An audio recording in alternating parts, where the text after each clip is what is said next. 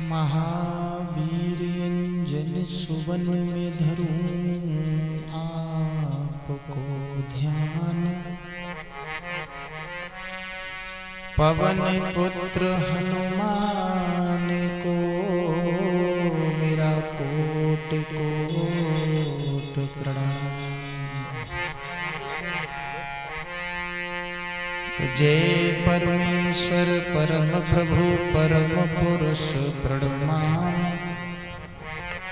आदि शक्ति आनंदमयी अखिलेश्वरी नमः।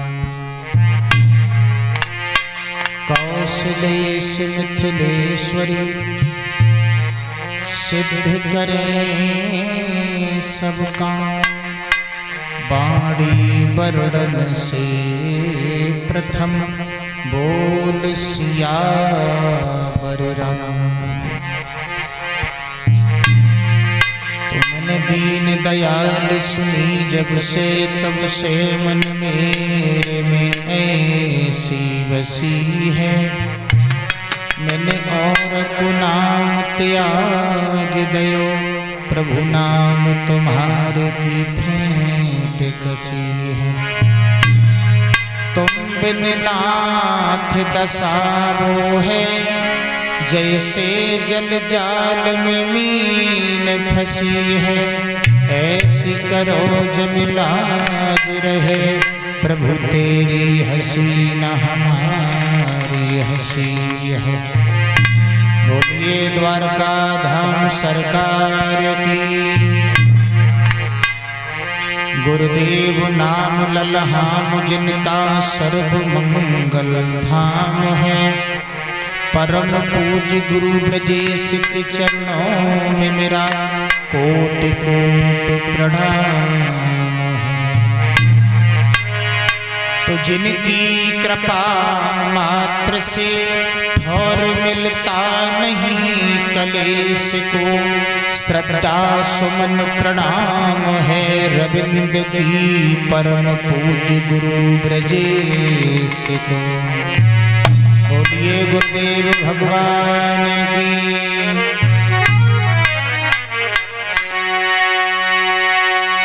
तो भगवान हमें न विसारियो चाहे लाख लोग मिल जाए।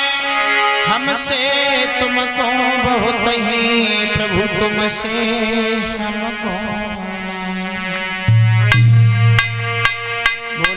सच्चे दरबार वंदना आगे भगवान की कथा बड़े भाव से सभी भक्त बड़े प्रेम से श्रवण करेंगे। तो धीरे धीरे सभी लोग भगवान के दरबार में भगवान की वंदना बोले आगे भगवान की कथा श्रवण करेंगे। बोले सभी लोग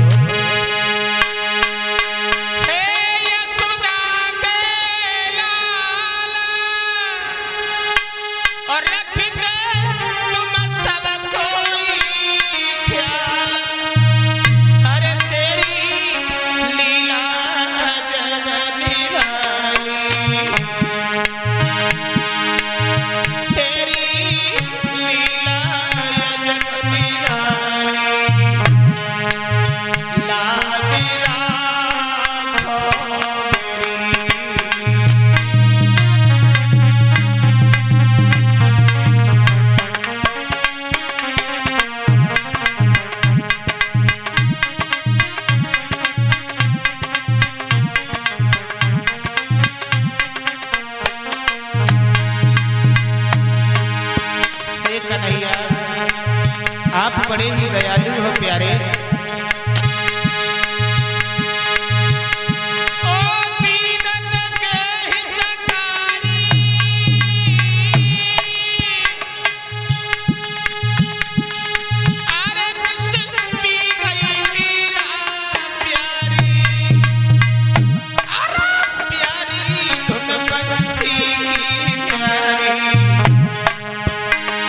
ओ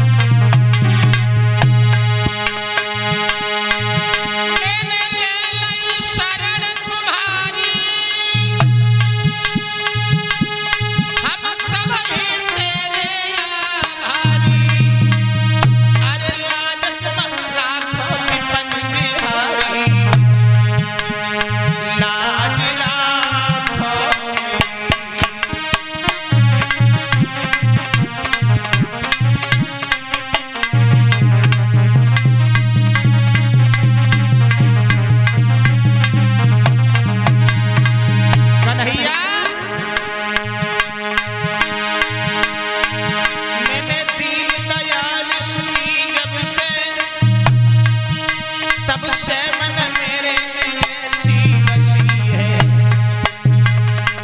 मैंने और तू नाम दिया गयो, बस तेरे ही नाम की भेंट कसी है।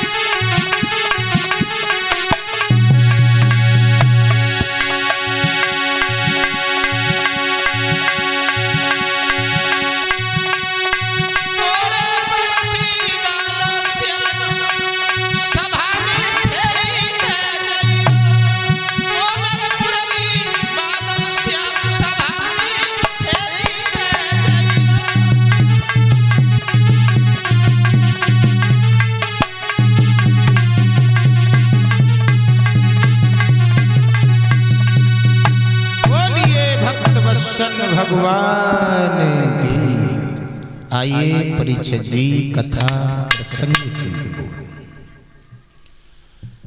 व्यास आसन पर बैठे हुए श्री सुखदेव जी महाराज परीक्षित जी को भगवान के पावन पावन चरित्रों को श्रवण करा रहे हैं। कल आपने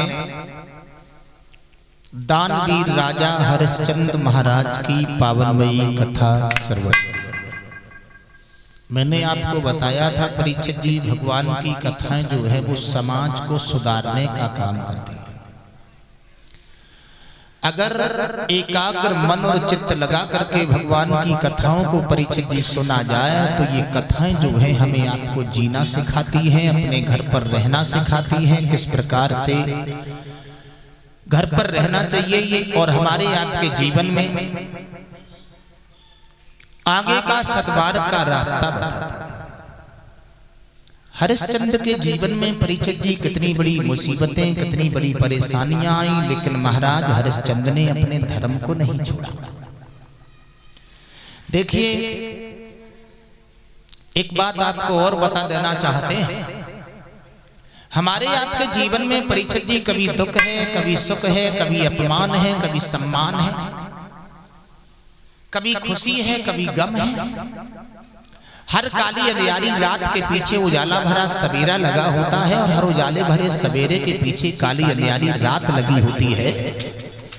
जैसे साल में मौसम बदलते हैं परीक्षित जी, वैसे ही हमारे आपके जिंदगी में भी मौसम बदलते हैं। अभी देखा आप लोगों ने, कुछ समय पहले रजाई से बड़ी नफरत थी, आज रजाई छोड़ी ना जाती। कभी अग्नि से बहुत बड़ा प्यार होता है, कभी अग्नि से बहुत बड़ी घृणा हो जाती है। ऐसे ही हमारे आपके जीवन में कभी अपमान है, कभी सम्मान है, कभी दुख है, कभी सुख है, कभी हान है, तो कभी लाभ है। कभी गर्मी, कभी सर्दी, ये कुदरत के नजारे हैं, और प्यासे वो भी रह जाते हैं जो दरिया के किनारे। एक जैसा वक्त परीक्षित जी किसी का नहीं रहता। ये भाई हमारे हार डाल के हमारा सम्मान कर रहे हैं, सभी कलाकारों को 11-11 पत्र मुद्राएं दे रहे हैं। भगवान सुख और शांति प्रदान करते हैं। परीक्षित जी हानि के पीछे लाभ लगा हुआ है, और लाभ के पीछे हानि भी लगी हुई है। कभी हमें आपको हानि देख करके नहीं घबराना चाहिए, क्योंकि हमारे आपके जीवन में परीक्षित जी दुख है तो दुख के पीछे सुख भी लगा हुआ है। हमने देखा है परीक्षित जी किसी किसी के जीवन में लोग ये कहते हैं कि भैया हमें तो सुख देखने को ही नहीं मिला। लेकिन याद रखना प्यारे भक्तों, सुखी हमारे भगवान नहीं रहे, अरे हमें आपको सुख कैसे मिल जाएगा? संपूर्ण सुख तो किसी को मिला ही नहीं। परीक्षित जी विचार करो, भगवान का अवतार कहां हुआ था? जेल में। जन्म हुआ जेल में, लेकिन जन्मोत्सव हुआ भगवान का गोकुल में। चलो वहां भी भगवान नहीं रह पाए, वृंदावन नाम का एक नगर बसाया, वहां पर रहने लगे, वहां भी कंस ने नहीं जीने दिया। पहुंच गए मथुरा, वहां भी नहीं रह पाए तो द्वारका में पहुंच गए, घर का ठिकाना ही नहीं मिला। चलो कृष्ण की बात छोड़ो, भगवान श्री राम की ओर देखो। परीक्षित जी, राम जी का शाम को राज्याभिषेक होने की तैयारियां हो रही थी, लेकिन सुबह होते ही होते वनवास हो गया। तो कहने का हमारा मतलब यह है परीक्षित जी, समय एक जैसा किसी का नहीं रहता, समय के बंधन में हमारे भगवान भी बंध गए और कोई पता नहीं है समय कौन सी मोड़ पर किसको ले जा करके कब खड़ा कर दे। कभी हान है तो कभी लाभ है, कभी दुख है तो कभी सुख है। एक छोटा सा उदाहरण, एक सेठ जी के घर में परीक्षित जी एक दिन हानि प्रवेश हो गई। हानि, लाभ ने हाथ जोड़े और सेठ जी से लाभ बोला, भैया, बोले हाँ, बोले अब हम तुम्हारे घर से जा रहे हैं। तो लाभ बोला हम जा रहे हैं। सेठ जी बोले तुम जब चले जाओगे तो हमें बड़ा दुख मिलेगा, हमें बहुत बड़ी हानि मिलेगी। लाभ बोला देखो हमारा समय समाप्त हुआ, अब हानि का नंबर है। तो परीक्षित जी लाभ धीरे से चुपचाप निकल गया और हानि प्रवेश हो गई। सेठ जी नहीं समझ पाए कि हमारे घर में हानि प्रवेश हो गई। सेठ जी की धर्म पत्नी ने एक दिन खिचड़ी बनाई परीक्षित जी, तो खिचड़ी में नमक डलना था 20 ग्राम, लेकिन धोखे से डल गया 100 ग्राम। अब जब हानि प्रवेश होती है तो बुद्धि काम करना बंद कर देती है। आप लोगों ने देखा होगा, तुम्हारे घर में जब कोई काम बिगड़ जाए तो आप लोग ये सोचते हो कि भैया मैंने बुद्धि से काम किया, लेकिन काम बिगड़ क्यों गया? उस समय बुद्धि काम करती नहीं है।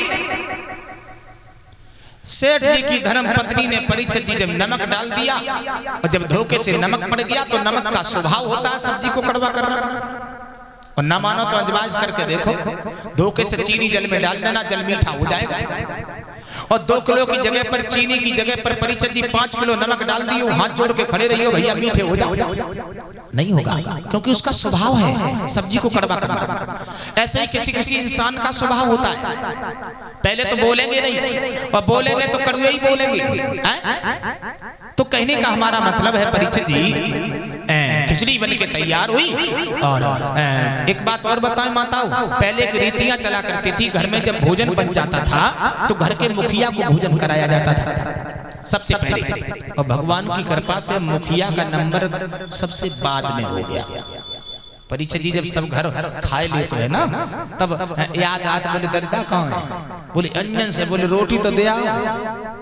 जब आप वैसे माफी चाहेंगे, आजकल की प्रथा तो ये है कि अब तो बनाती जाती हैं और खाती थोड़ी ना है माता जी, नमक देखती हैं चूल्ही की जगह भाव कचाने की तरह, हाँ खाती कोई ना है। मेरा मतलब जो है कि परीक्षित जी सेठ जी का नंबर आया तो सेठ जी ने 1 चम्मच खिचड़ी मुख में डाली तो नमक ही नमक। सेठ जी बड़े विद्वान थे, समझ गए कि हमारे घर में हानि प्रवेश हो गई। अगर मैंने अपनी पत्नी से कुछ कहा तो ना जाने कितनी बड़ी हानि हो जाए, कितना बड़ा झगड़ा हो जाए। चुपचाप चावल खा लिए,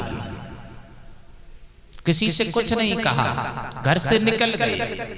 परीक्षित जी लड़के का नंबर आया, भोजन किया, नमक ज्यादा, बोले माता जी क्या हुआ, भोजन पिताजी कर गए, बोले हाँ, कुछ कहा तो नहीं, बोले ना। तो लड़के ने कहा जब पिताजी ने कुछ नहीं कहा तो हम काहे को कहें।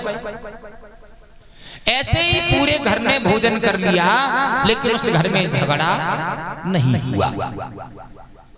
इसीलिए तो कहा गया है कि बुद्धर्यस्य निर्बुद्धस्य बलम तस्य कुतो बलम, बिना बुद्धि के बल नहीं होता। झगड़ा नहीं हुआ, और झगड़ा हो जाता तो परीक्षित जी न जाने कितनी बड़ी हानि हो जाती। मैंने देखा छोटे छोटे झगड़े के पीछे परिवार बिगड़ गए, छोटे छोटे झगड़े के पीछे तलाक हो गया, छोटे छोटे झगड़े के पीछे पूरा परिवार नष्ट हो गया। झगड़ा नहीं हुआ, और झगड़े की बात करो तो बिना मतलब के किसी किसी घर में लड़ाई हो जाती है। अभी हम लोग कथा कह रहे थे परीक्षित जी जिला एटा में, तो बिना मतलब के एक घर में लड़ाई हो गई। जहां हम रुके थे वहां पर बड़ी कस के लड़ाई हुई। अब पढ़े लिखे दोनों, पति डॉक्टर पत्नी वकील, दोनों में झगड़ा। अब झगड़ा काय बात पर हुआ, पति बोला मैं अपने बच्चे को डॉक्टर बनाऊंगा, पत्नी बोली वकील बनाऊंगी, इतने में लड़ाई हो गई। दरोगा जी आ गए, दरोगा जी बोले क्यों लड़े, डॉक्टर साहब बोले माफ करना दरोगा जी, हमने कहा है लड़के को डॉक्टर बनाऊंगा, श्रीमती जी कह रही है वकील बनाऊंगी, इसलिए लड़ाई हो गई। तो दरोगा जी बोले जब बताओ लड़का है कहाँ, उसे बुलाओ, वो बनना क्या चाहता है, उसके मन की तो बात पूछो। तो डॉक्टर साहब बोले माफ करना, लड़का भी पैदा ही नहीं हुआ। अब बताओ लड़का पैदा नहीं हुआ और लड़ाई हो गई, तो किसी किसी घर में परीक्षित जी बिना मतलब के झगड़े हो जाते हैं। उनसे पूछो वजह क्या है, बोले वजह कुछ नहीं। मृदुल प्यारे भक्तों, आइए इन्हीं हरिश्चंद्र महाराज के पुत्र रोहित हुए, रोहित के चंप, चंप के सुदेव, सुदेव के भरुक, भरुक के बरक, बरक के बाहुक, बाहुक के सगर, सगर के असमंजस, असमंजस के अंशमान, अंशमान के दिलीप, दिलीप के भागीरथ, भागीरथ के विस्त्रसय, विस्त्रसय के खटवांग, खटवांग के दीग्रबाहु, दीग्रबाहु के रघु, रघु के महाराज अज हुए। इन्हीं अज महाराज के हुए दशरथ, दशरथ महाराज के हुए भगवान श्री राम।